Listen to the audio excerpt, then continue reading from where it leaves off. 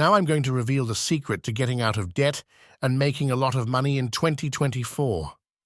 If that's what you're looking for, stick around until the end of the video, because every second you watch could transform your reality. Today, you need to make a crucial decision. Control your emotions and increase your knowledge so you never get into debt and lose your dignity again. The Bible teaches us that the borrower becomes a slave to the lender. Money isn't the most important thing in life, but it influences all the important stuff. That's why it's essential to have a good relationship with money, be at peace with it, and take care of your financial life. We can't ignore this, so go ahead and comment like this to attract wealth. I make peace with money today.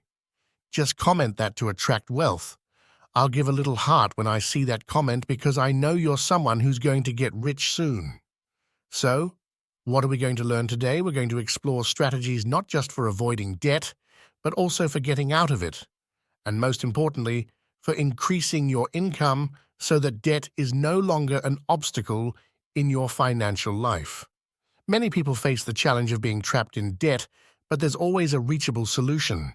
You, who are watching me right now, might be feeling financially limited or going through financial difficulties, but it's important to understand that you're not poor. Why? You're poor now, but it's just a phase because you have access to knowledge and are here receiving valuable information as well as access to the internet, an inexhaustible source of resources and opportunities. I want to be totally transparent with you. Even though you might feel overwhelmed by debt, you're not really in the group of people who face extreme limitations without access to the knowledge or resources needed to thrive. These are the people who truly need support, whether through social projects aimed at education and development or through initiatives that promote financial inclusion and access to economic opportunities. Therefore, by dedicating ourselves to learning and implementing smart financial strategies, we're not only improving our own situation, but also contributing to a world where everyone has the chance to reach their full potential. You're faced with a crucial decision today, the choice to control your emotions and expand your knowledge to avoid falling into debt again. After all, it's often the influence of our desires that leads us to sink into debt. Although there are exceptions, it's more common for debt to originate from impulsive spending. Your credit card is probably not maxed out from basic expenses like monthly groceries. It's more likely that it was used to buy something beyond your means. It's remarkable to see that there are people who, even in communities with minimal income, manage to live without debts, managing their resources within their means. However, the middle class often feels tempted to adopt a lifestyle that mimics the upper class, influenced by comparisons and aspirations. The desire to possess what others have, even if it's beyond one's financial means, can be extremely dangerous. It's crucial to recognize the seriousness of debts. They represent a significant financial burden, but they are also the biggest drains on spiritual and emotional energy that someone can face. They can undermine a person's emotional and spiritual life, leading to the loss of dignity and self-esteem. Therefore, by taking control of your finances and adopting a conscious and balanced approach to consumption, you're not only protecting your financial stability, but also preserving your emotional and spiritual integrity. The Bible teaches that the borrower becomes a slave to the lender. That's in the Bible. But it also says that you will lend to many, but will not borrow. I'm not judging those who have borrowed, because in the past, only God knows how much I owed. I'm not judging you, son. I'm not judging you, daughter. I've been drowning in debt. So I understand what you're going through.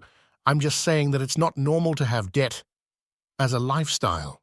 The peace that surpasses all understanding, the peace that comes from God, is only possible when you're at peace in all areas of life. If you're in debt, how are you going to feel God's presence amid those debts if you can't even sleep?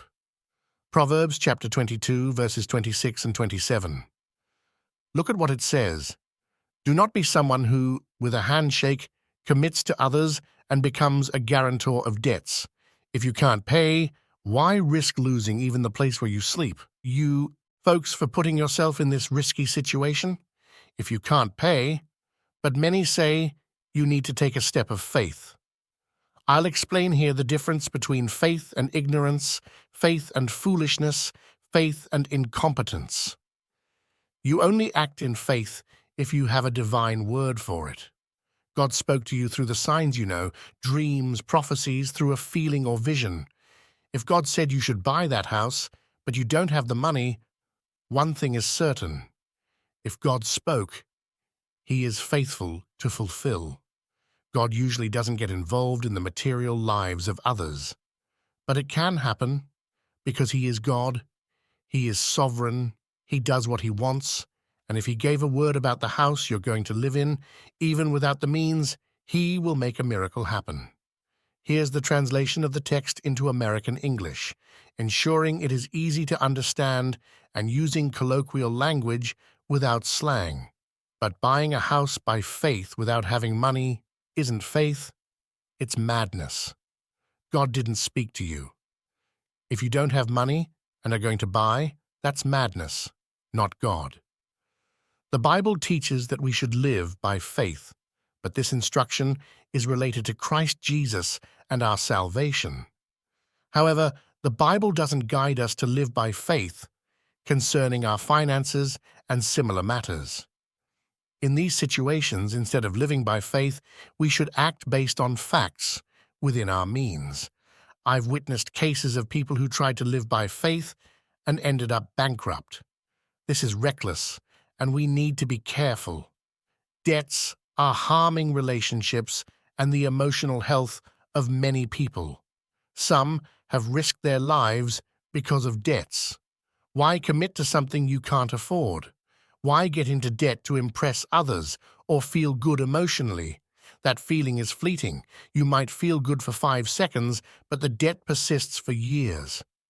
The momentary pleasure isn't worth the weight of the debts. In Romans 13, Paul reminds us to give everyone what they are owed, including respect and honor. We should owe nothing to anyone except mutual love. Those in debt are renouncing a future of authority, as no one respects those who are always in debt. It's important to avoid unnecessary debts and not make them a lifestyle. We should aim not to be slaves to debts, but to have control over them. Positive debt, used to leverage a business with real chances of prospering, is different. However, many get into debt uncontrollably, buying what they can't afford. Money isn't the most important thing in life.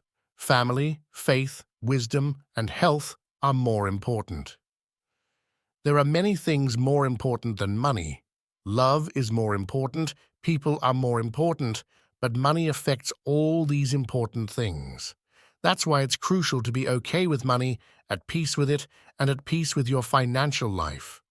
We can't remain ignorant, allow emotional instability to make us think this isn't important, or go out spending without thinking, accumulating debts one after another, and thinking that's normal. It's not normal. The norm for those who serve God and seek knowledge is to prosper. I'm not saying everyone should be rich. Being rich is a calling. Not everyone is prepared for that, but prospering, which means not having needs, is a right for everyone. You might be wondering how to get out of debt. The first step to getting out of debt is to control your emotions. When your emotions dominate you, you'll never be able to get out of debt. Don't let your emotions dominate you. They're not reliable. The Bible says that the heart of man is deceitful, meaning the emotions of man are deceptive, as the heart is the center of emotions. Heart in the Bible doesn't refer to the physical organ, but rather the center of emotions. And the mind is deceptive, and it will deceive you. Your emotions deceive you. Want to see how feelings change? Have you ever been in love with someone, sure that it was going to work out, but today you barely remember that person? See how emotions deceive us? At some point, you were convinced that they were the right person for you, You were convinced it was true love, but it wasn't. I've taught this a lot to my children. My daughter is already a teenager, 16 years old, and she says, "Dad, I think I'm in love." I reply, "Honey, you can think whatever you want, but let me explain how human feelings are, especially in adolescence. At this age, our feelings are completely unstable. We might think we should go to a specific college, we might think we're in love with someone, but those feelings are fleeting. We can't make permanent decisions based on fleeting feelings. I think it's unfair that humans have to choose their college, their profession.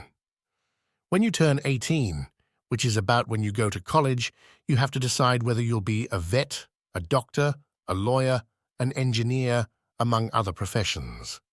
At this stage, your emotions are completely unstable and your feelings are confused.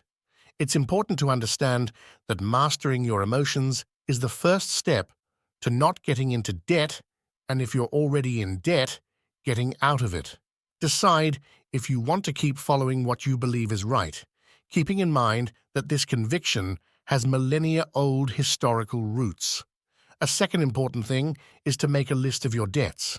You'll never be able to tackle them if you don't have a goal. Prioritize your debts, putting those with people first because the bank won't chase you. Then, list the debts with interest, like those with the bank, which accumulate interest each month, and finally, the other debts.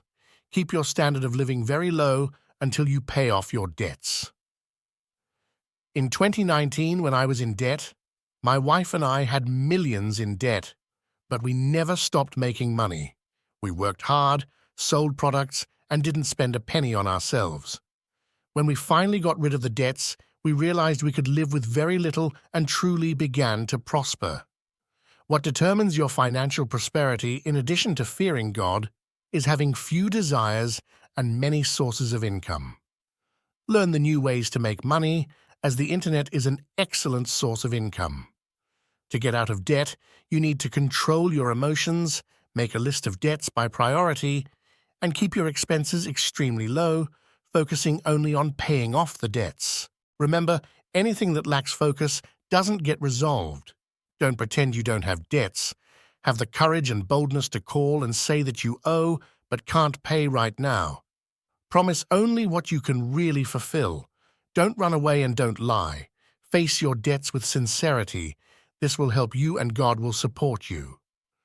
I want to affirm in your life that you will lack nothing, neither wisdom nor knowledge nor networking. The right people will be in your path. Nothing will be missing for you to start prospering. From today, I affirm this in your life. If you accept this affirmation, comment below, "I accept this affirmation." You will prosper and never get into debt again. You who watched until the end, comment like this, "I watched until the end." Now, to complement this content, I'm going to have 2 videos full of knowledge about wealth appear on your screen. Click on them and go watch them now.